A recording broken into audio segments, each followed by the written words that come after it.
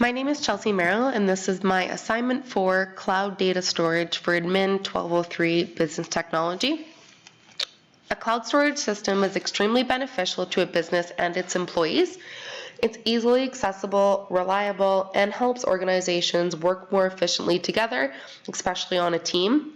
The only disadvantages I see is that there could be a type of potential security threat, like hacking, for example.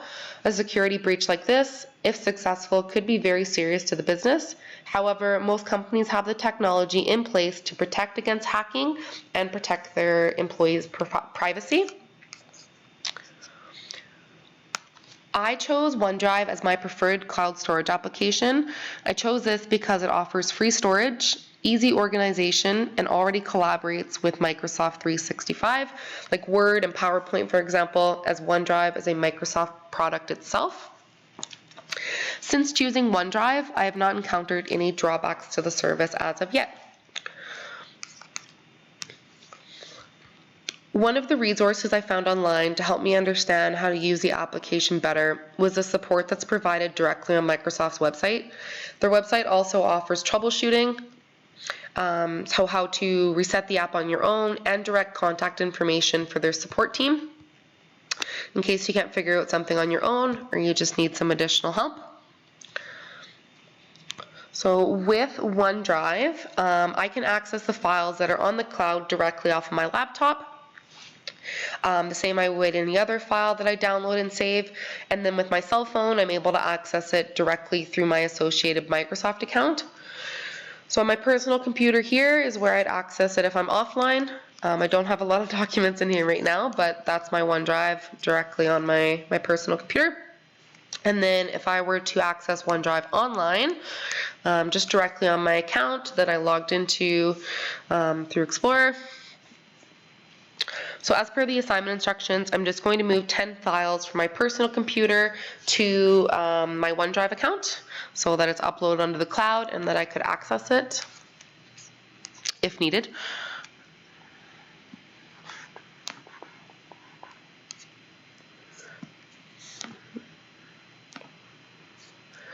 So I'm just going to go back to make sure I don't have any duplicates. There should be, let's just make a bunch.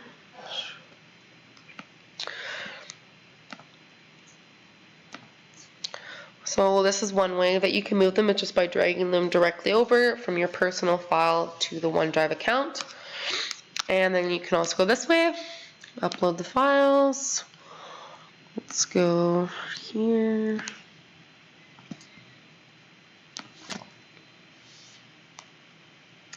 So I like to keep the files organized on my OneDrive so that they have a consistent naming and organizational structure. I do this specifically with my schoolwork by naming it the course code, my last name, and then my first name, and then the title or description of the document. So I think it's very beneficial to any business to have a consistent file management naming process just to keep everything organized and reduce any confusion among employees or team members. It's also just a really good habit to get into just to keep files looking clean and orderly, especially if you needed to search for something quickly for your boss, for example, or if your company was in a situation where they got audited. So then, as per the assignment instructions again, I'm just going to edit one of the files in my cloud storage application by renaming it, but still following the same consistent naming structure that I mentioned before. So, what is this named as? So right now I have, for example, confirmation of trial date. So I'm just going to rename and just change to trial date. This is a pretty basic example, but I'll do one more after this. Here we go. And then I'm just going to take a file that's on my personal computer and move it over that doesn't have that naming structure, and then I'll rename it to the structure to keep them all consistent.